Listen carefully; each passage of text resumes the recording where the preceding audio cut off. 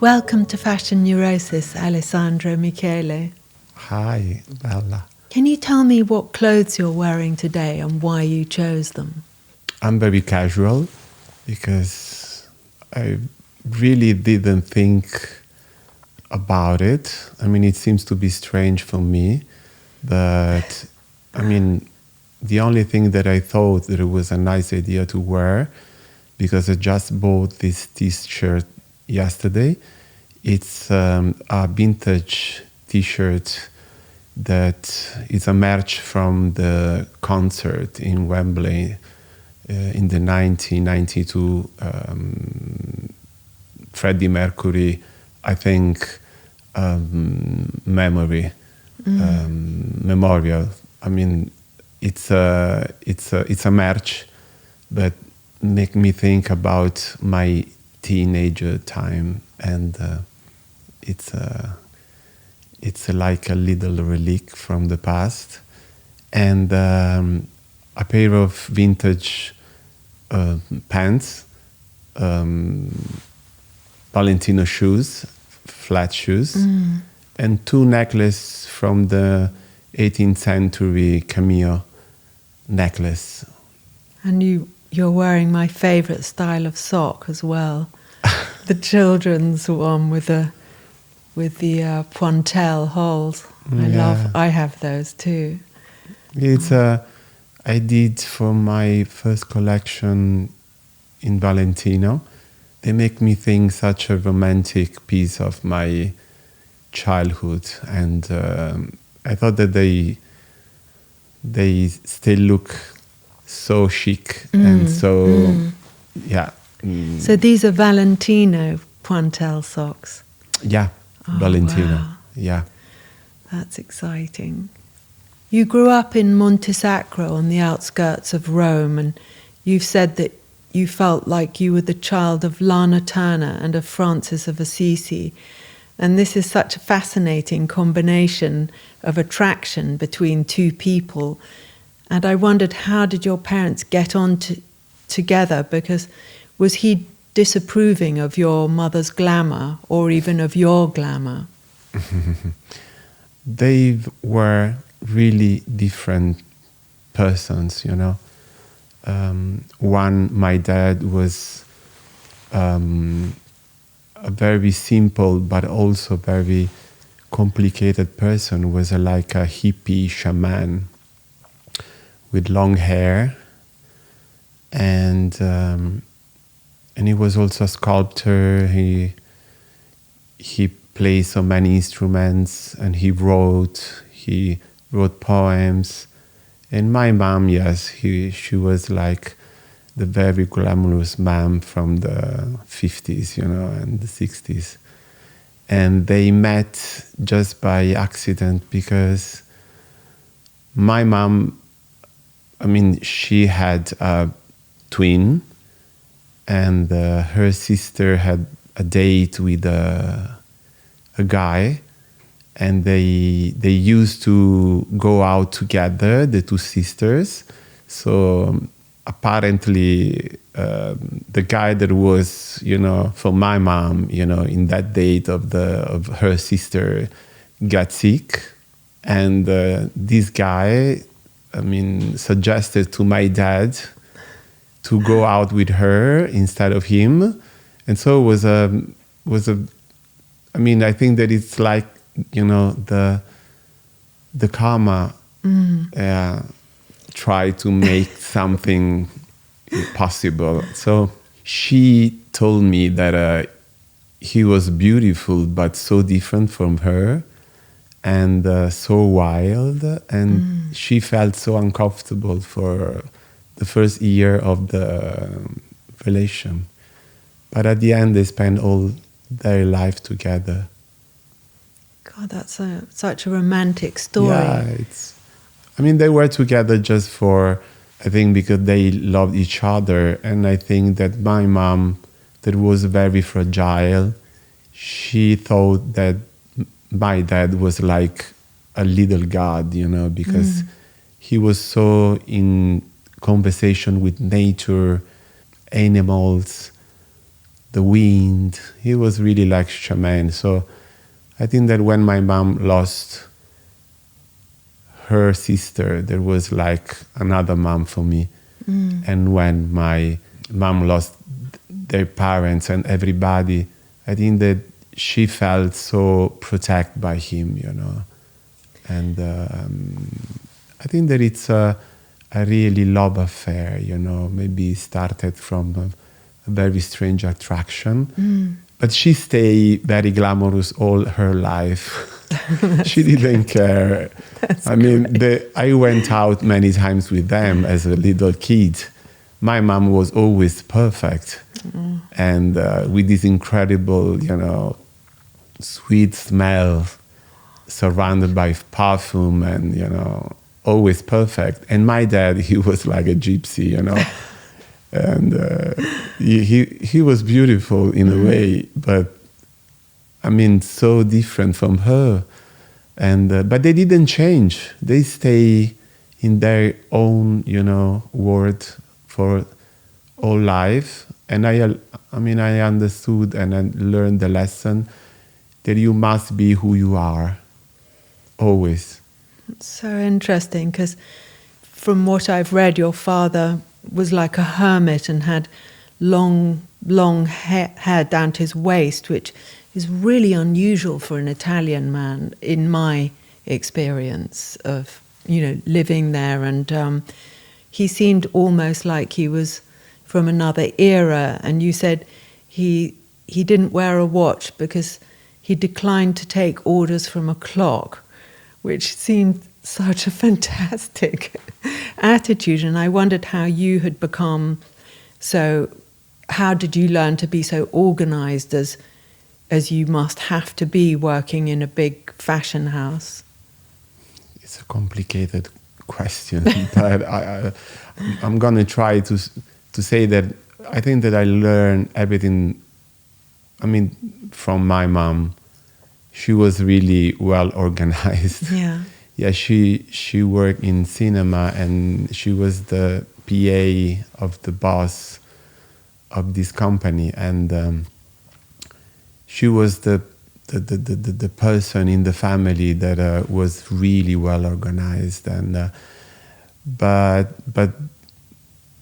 I learned from my dad the freedom, you know, and I'm pretty good because I grew up like working, and I learned maybe at the beginning from mom, but after also from all the, you know, the people that work with me. And it's a beautiful job, but you need to deliver something at the end. So it's it came very natural for me. Yes, I understand what you mean when you say that my grew up with a dad that didn't care about the time, didn't care about, you know, the material thing.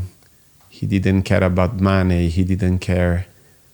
Yeah, he knew about the time, or he managed the time by the sun. Gosh.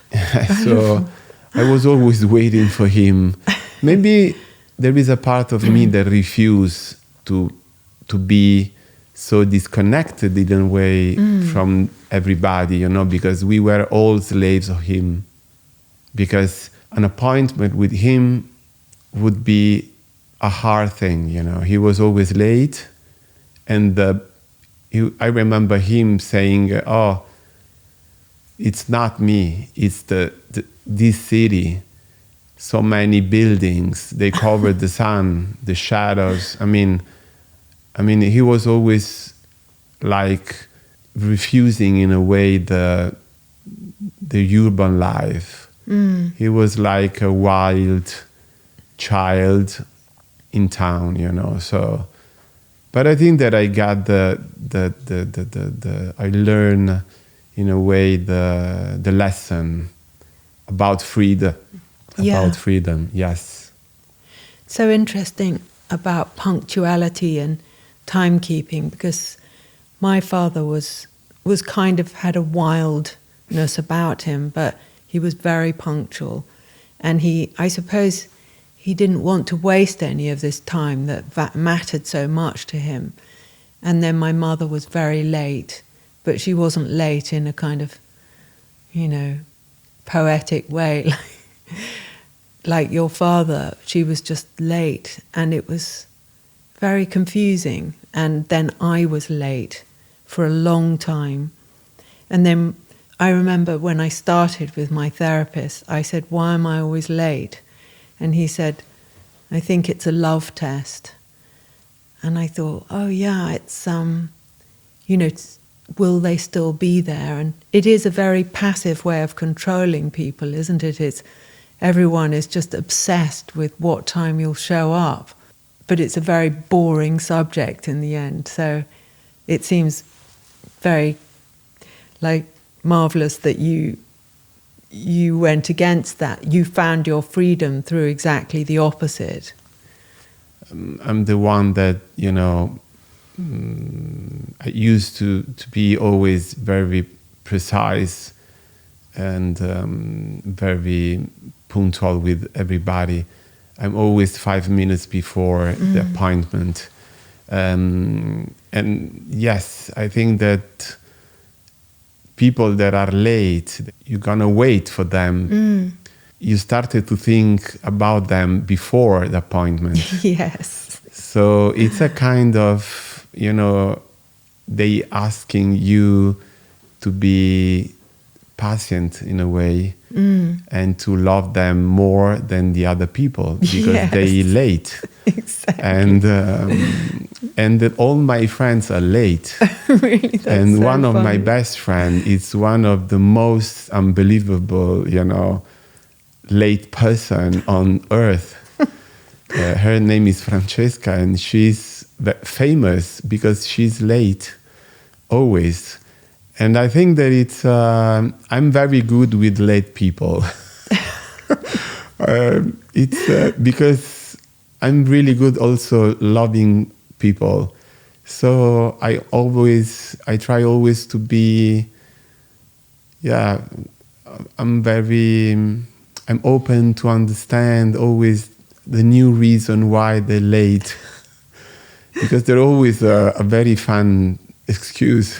Yes. They're very creative sometimes, Yes. They pretend that you believe to all the incredible, accident stories. Yeah. And I love my friends and I love late people because I loved my dad. As you said before about your mom, my dad was also very creative and romantic in the way that he was, trying to cover his attitude to be always late. But and I was so happy because in the time that you're waiting for this person, you are also, you are maybe angry, but you're also dreaming to see him just, coming from the corner, of coming from the distance, And I was a child, so seeing my dad coming, to pick up me with his car, always late, was so sweet, and because it was pretty rare, And do you remember a piece of clothing that you became obsessed with as a child? I remember so many clothes that I've been obsessed because I always very fascinating from the thing that all the friends of mom and dad they were wearing when I was a child. But there was a specific place in my memories that I dreamed about. That was the closet of my mom. Because as a very cinematic lady, because she worked for such a long time in that business, she had many beautiful dresses, gowns, and outfits that she wore when she went on the premiere of the movies and, all this kind of thing. And I remember this beautiful 1970s long dress, black, very simple, very sophisticated because it was just one piece of fabric with this high neck and long sleeves, black, but on the back, this huge butterfly embroidered on the back. so colorful. And I thought that this dress, was so beautiful. And as a child, I dreamt about how a dress can be fabulous in a very simple way. And I became like obsessed with the idea of zoomorphic, image of this butterfly, and I was maybe thinking about the nature and the things that my dad was was a fan of animals, and I loved animals. And I thought, how could be evocative an animal embroidered on a dress, especially on an evening dress, the idea of a butterfly. So when I was alone, sometimes at home, I try always to run in the closet of my mom, full of beautiful shoes and beautiful things. But I think that this dress in particular changed my life as a little child. Because that theme seems to run through your work a lot. The butterfly, the animals, the insects, it seems very much part of your kind of aesthetic that you bring to your work. And you studied fashion at Accademia di Costume e di Moda in Rome, where I went there too, and it was very conventional, I found. And I was there in the early 80s, way before you, but was your work very different from the other students? Kind of, but I've been very precise in the way that I started, to think about fashion. I felt myself very different from the very beginning, also not at the academia. And but yes, the first of all, I'm so happy to hear that you went there. It's so strange. At that time, it was pretty popular at the school, especially for costume designers. Oh, for costume designers, that's interesting. And I went at the beginning for that reason, because maybe because I grew up with this beautiful idea of movies and cinema. Yes, but I felt myself always different. I've been very eccentric when I was young. I don't know if conventional or not conventional, because I didn't have really the idea of what was conventional still now. Thank God.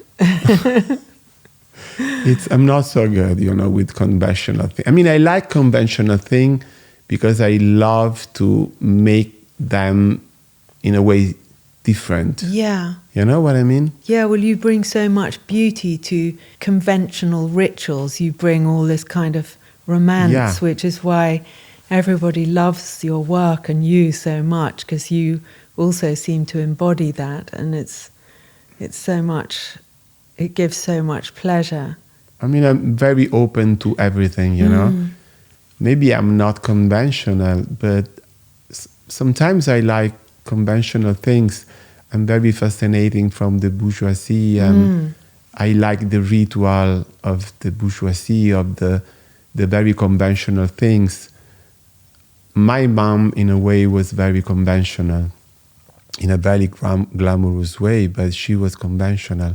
And I grew up between a person that was very conventional and another one that was totally against the conventional things.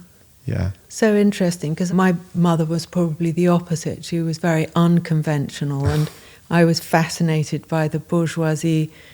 It seemed so luxurious to know what was going to happen and to have more, have this amazing food on a lovely table, and these kind of ordinary things seem very exotic to me and highly desirable. And in fact, when I was I went to live in Rome to live with this man who I was madly in love with called Dado Ruspoli, who I wondered if you'd ever heard about him. And he was much older than me, and he had these amazing clothes from Saint Laurent in the 70s that he gave me because they were too small for him, and he showed me how to tie a tie in a particular way, and he was incredibly handsome, and I think he was supposed to be a kind of reference for Fellini in La Dolce Vita film, and I wondered if that Roman world had influenced your work and your thoughts at all. What a beautiful story about Dado. I know him. He was fantastic. He's been very popular, so I know the story of the family. I know him, and he's been a very, eccentric and very attractive, intelligent, and smart playboy. And I think that everybody, he's been so popular in the 70s and 80s. So I didn't know that he's been the inspiration from La Dolce Vita. That's so incredible. That's what people used to say, because there was a story about him living in Capri with a parrot on his shoulder that he said was totally rubbish, but he didn't really care. Yeah. But I'm sure, because he's been so famous, and I think that we reflect that time so precise, and so you had such a beautiful experience with him. I had a Roman life. I would see you in Saint Laurent in the 70s. That what a beautiful, closet. It's incredible. I know very well that building, because I worked for Fendi in the 90s, and we had our office in the mezzanine of the beautiful palace, so I know very well. And about Rome, what I can say, I grew up in such a crazy city, because Rome, it's been so, I think, important for me. I grew up in a city full of very decadent things, beauty, dust. You have also this beautiful relation with naked body, because saints and gods are almost naked everywhere in town.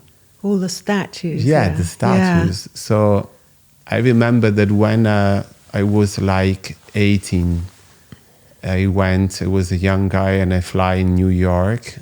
And I went in Minneapolis to visit this friend of mine that she was studying there. And I saw a documentary in television, and I saw that they censored the nipples of a picture of a lady.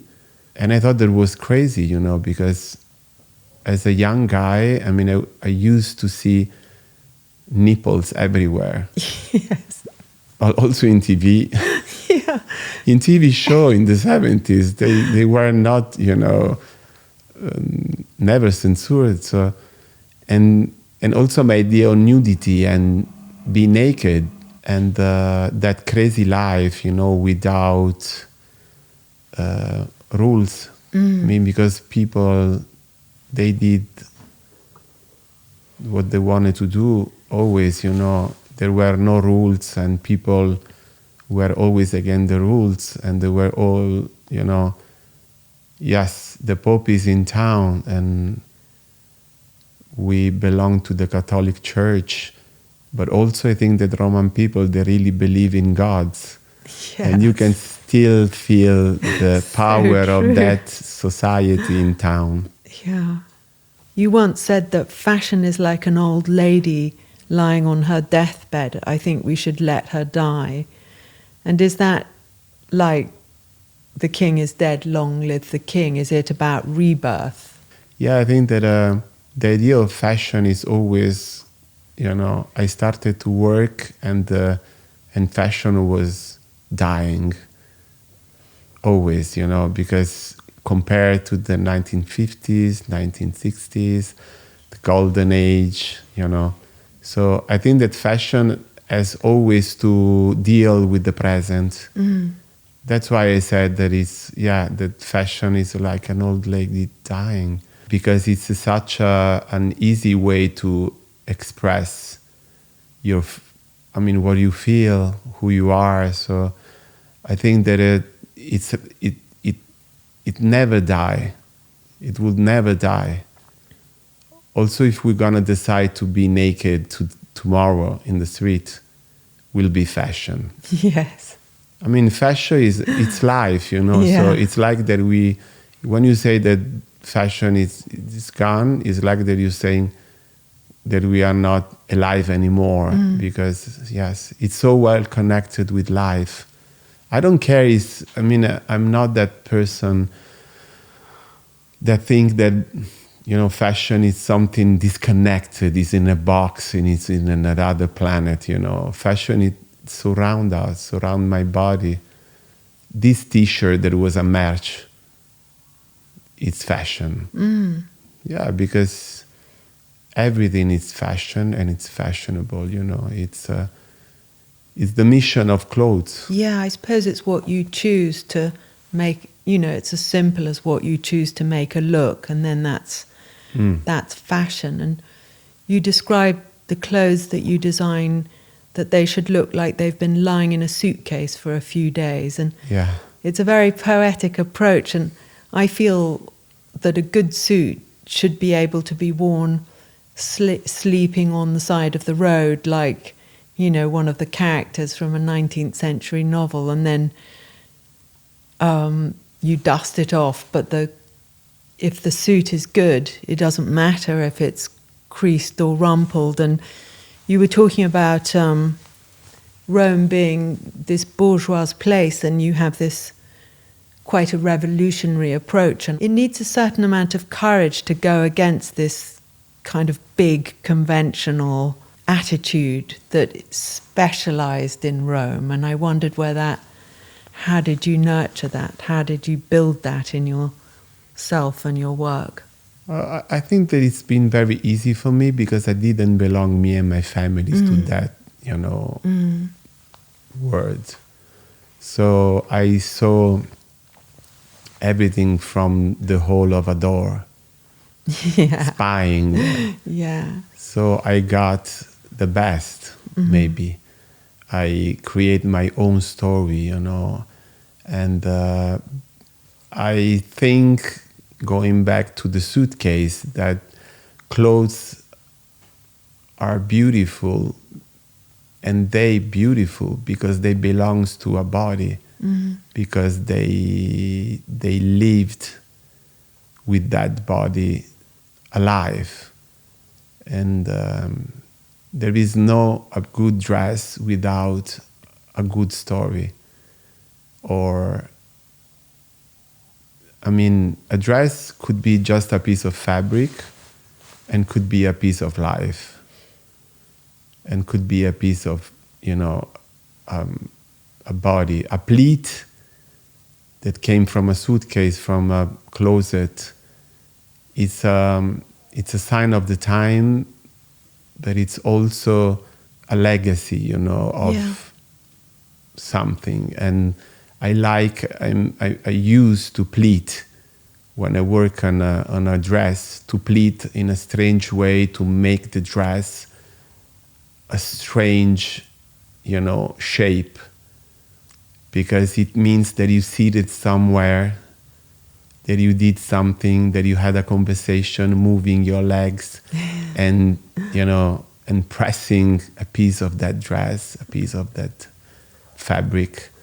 And as a little guy, a little boy that wanted to be a costume designer, and being now a fashion designer, I still think as a costume designer. There is no difference between a costume and a piece of fashion. I think that is the same. And I would say in Rome, not in Milan, that I think that is the capital of bourgeoisie. Yes, definitely. Rome is most the capital of, of mass, of Fellini, of city, of decadent, Yeah. Decadent aristocracy. It's beautiful to act and put on you and wear the dress of bourgeoisie and making strange things and changing and just some details of that coats, that uniform, to make a very strange look.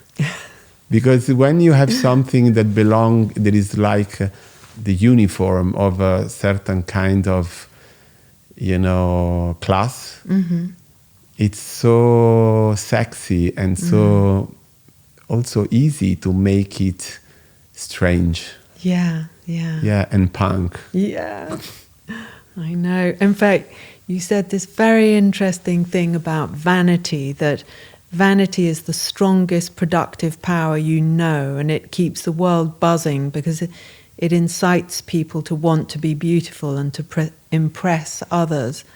And without vanity, there would be neither seduction nor rockets flying into space. And do you find people's approach to fashion sometimes is quite reductive, that vanity is always bad, that to be humble you have to dress in an anonymous way? Yeah, because also it's very intellectual.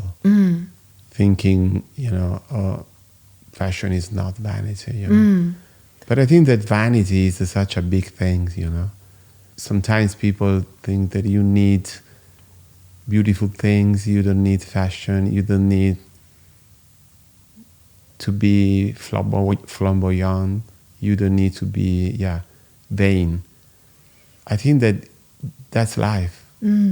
I thought that was such a great kind of analysis or interpretation of the scope that vanity, obviously it can be limiting, but it can also be this driving force, which you described so well, and I really enjoyed that. And you also said the word sexiness is old-fashioned in your world, and I wonder in which way is that a limiting term? I think that,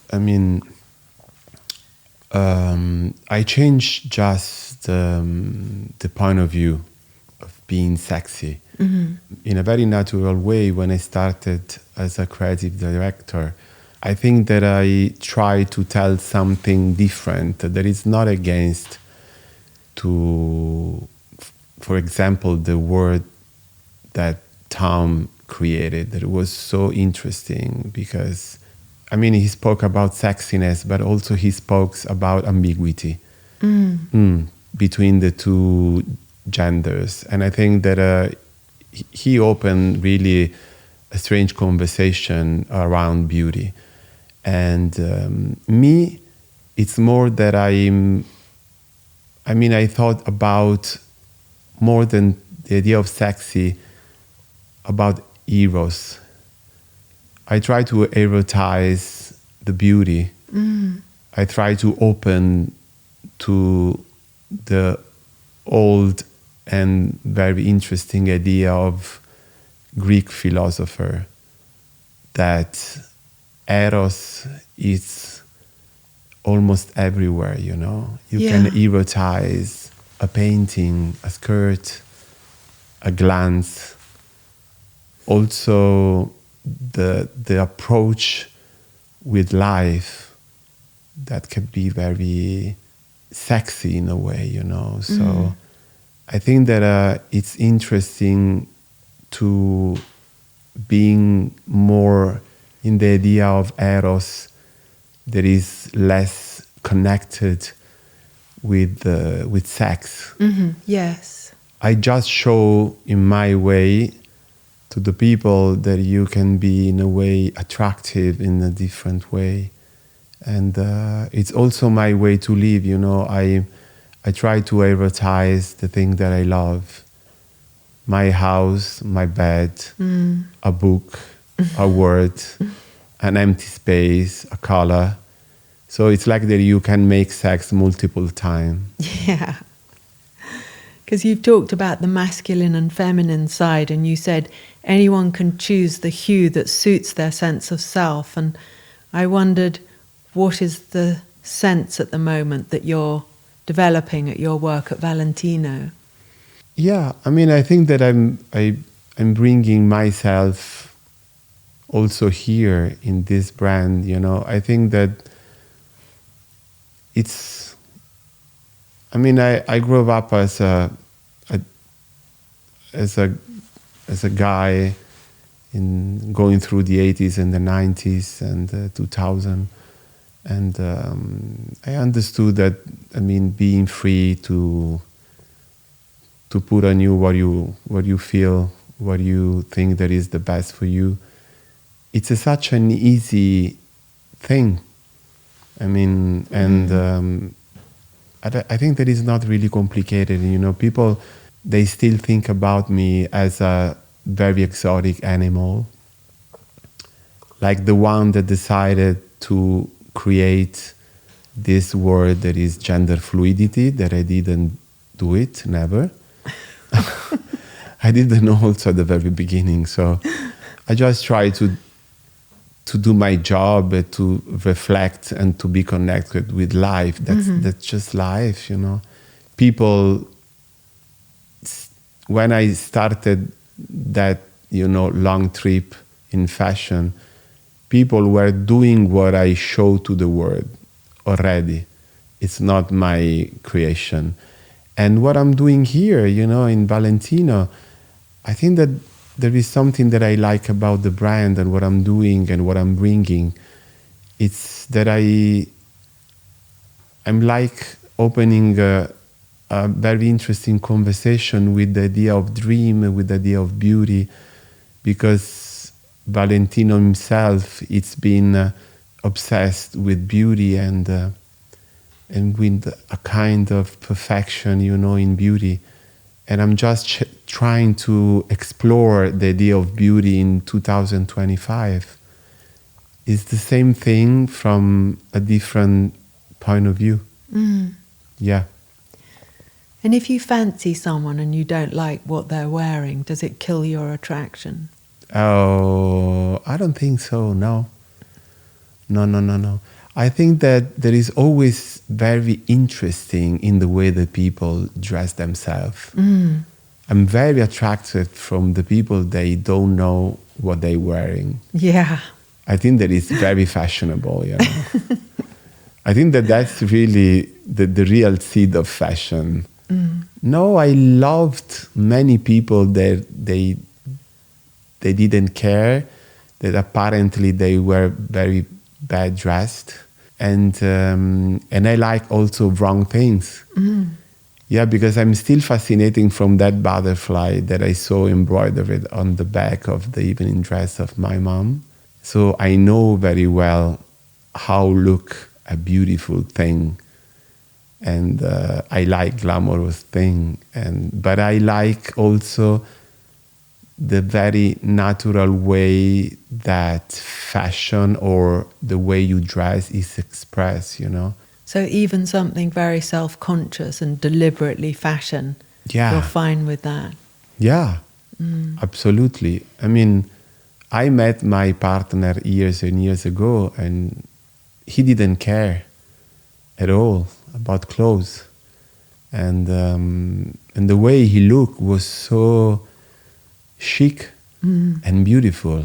Maybe in a very strange and simple or wrong way, but I'm very attracted from that kind of universe, you know. Yeah, it's interesting when, I suppose it's like when you were saying before that what's attractive is the person and how they affect the clothes and how they make you become drawn towards them. And it's the gestures, it's the voice, it's the way you move, it's the air that surrounds you, it's what are you saying, you know, and that changed the game completely.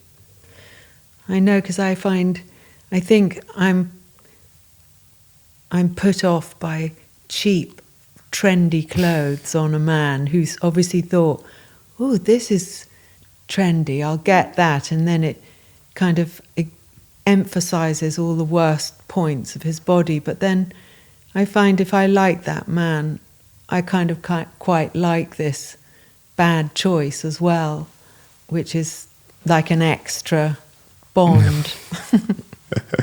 It's so true. I like the wrong choices. Yeah.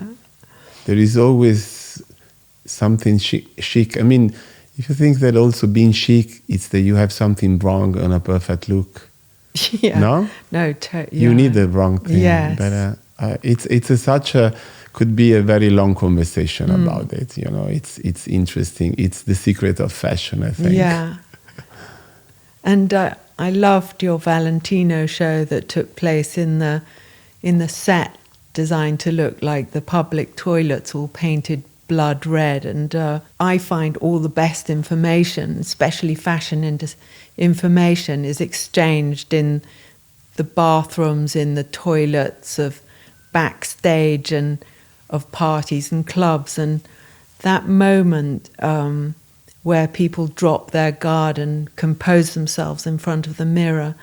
And I wondered, did you want to show that vulnerability of the person as they come out of the bathroom in this outfit? It's a very, very particular moment, and I found it totally seductive and exhilarating. I mean, I just watched it on YouTube, but those cubicles opening and then those girls and boys coming out was amazing. Yeah, thank you. I was trying, to make this, conversation, open conversation about who you are and what's the stage. It's when you are dressing up yourself. You're in front of the mirror. Who is the real you? Because maybe it's the one that is outside, that came outside from the toilet, and not the one that is in the toilet. I mean, I think that it's very interesting, also because fashion is always, hidden in the very specific place. I mean, it's such an untouchable part of our life, and it's so very well connected with who we are. And so I was, trying to figure out who we are, inside, outside, and who is the original one. Because sometimes we think that we are who we are when we are at home, alone, just in front of the mirror. But maybe it's not true. We are the person that you show to the other people. Yeah. You're more authentic. And the other thing, and it's the funny thing, was also to talk about, that the toilet, they've been always very fashionable, I met the most interesting people in the toilet. Always. Club, the Met Gala, big party. Yeah. There is always opening conversation in the toilet. And we are all the same in the toilet. Yeah. The toilet are for everybody. So it's, you can be who you want to be in the toilet. It's like that you have to take off the mask. And you can become, in a very quick way, friend of someone in the toilet. Yes, it's so true. And I like the toilet. I think that it's such a specific place, They can be also very beautiful. The one that we built, it's been, it came from my memory about clubs and people were always, you went also in the toilet to show to the club how you glamorous looked. So, and Valentino is very glamorous, but thinking about Valentino in a club and how he built in such a specific way the way that many very glamorous ladies and men look in the past. I mean, like Hollywood divas, and you know. So it's my personal interpretation on a strange kind of, you know, imaginary space that opened this conversation about, you know, personality and ego and beauty and authenticity and many things. I mean, it's such a specific place, the toilet. Yeah, I loved it. I thought it was such a clever idea, brilliant and so evocative. And when you were at Gucci, you made a lot of films with Glenn Lutchford, and you seem to share a special language, and he's quite a subtle person. And I wondered why he was the person you turned to interpret your fantasies. I thought about Glenn at the beginning because I'm obsessed in photography with light. Because, I mean, I like the light and the way the light shapes the word in a photography. I'm obsessed, you know. I'm really fascinating from photographer that, you know, capture the light. And I thought that he did in the best way this job, I mean, in the past. And he captured the fashion in the 90s in such a cinematic way that I thought that was the best partner in crime. Yeah. At that time, I mean, he was the god of, you know, fashion photography, but not many designers were using him anymore. As in the 90s, I mean, if I think about Prada and many others. Yeah. So we started again a new story, and I think that he did a great job because I think that we built together a very different way to see fashion in life and in, you know, 2015. And we did many like little movies, and we created the most crazy image, you know. Yeah. And I think that we show to the people how powerful is fashion. You can create what you want, and the people believe also in things that apparently are not possible. Yeah, because I remember one of your brilliant little movies was set in a psychiatric unit. And I love that you showed it's like what you were saying before, fashion is everywhere. You know, people don't stop being interested just because they happen to be in these strange circumstances. I love that. Yeah, I mean, I was starting, you know, to look at the obsessive things that people do, especially people that work in fashion. They collect crazy things. And I was also thinking about how could be very psychological, the obsession with objects, you know. Yeah. And the people that like fashion, they love material things in a way, but in a very poetic way sometimes. And so we were like thinking about what could be if someone that is really obsessed with things, I mean, go mad and became like a psychiatric patient of a hospital. We went outside Vienna in the middle of nothing, in this abandoned grand hotel in the middle of nothing. I mean, we were covered by snow for a week. And it's been so crazy. I love that campaign so much. Yeah. I love Glenn is a great friend actually, and I love him. I think he's so brilliant and gifted, and I think that he's one of the most talented person. He has so many incredible thing in just one body and just one brain, and he's also a very sweet person. Yeah, I remember once I went to the Chloe collection when Phoebe Philo had done it, and my son was 2, and he was starting to get ill, and then Glenn took us to lunch at Brasserie Lippe, and he, you know how upstairs is very unfashionable, but he said, we'll go upstairs and then we'll be peaceful. And he was very leadership, and we had this magical lunch there.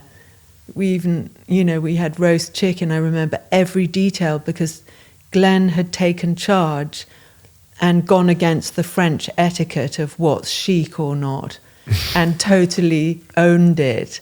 He belongs to that incredible golden era of fashion, but he's a great photographer, by the way. I mean, the way that he created his own world also, it's unbelievable. I love him, by the way.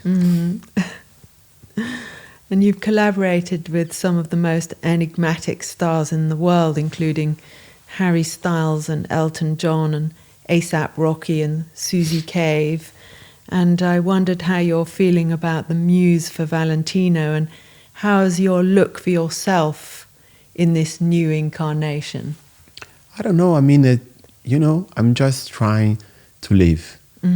It's more that I'm walking, and I'm just looking around. I would love always that what I'm doing is going to be alive in real person, And fashion is about, it's simple. It's about hugs, smiles, dinner, conversation.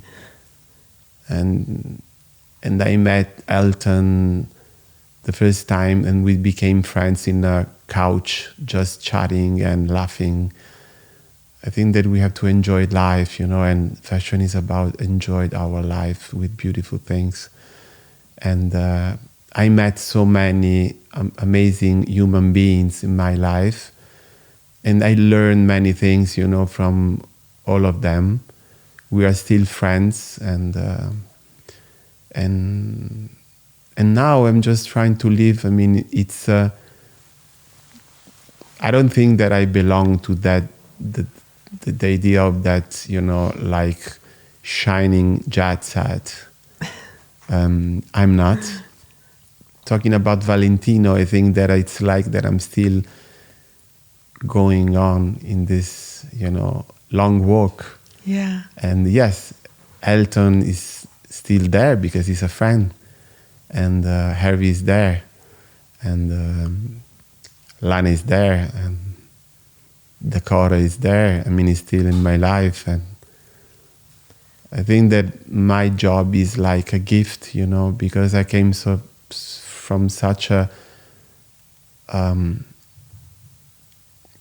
strange place, very disconnected with this glamorous, image that you can get from my,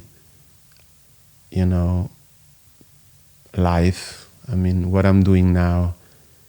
And so, yes, now I'm working in Valentino, and I don't know what it's going to be. That's the beautiful thing. Well, it's very exciting, Alessandro, and I can't wait to buy a pair of those socks. I'm definitely obsessed already, and thank you so much for coming on Fashion Neurosis. It's been wonderful to thank you so much. To you. This conversation, so strange and interesting, in a way. I think that I'm going to remember this moment forever. Same Thank here. you so much. Thank you, Alessandro.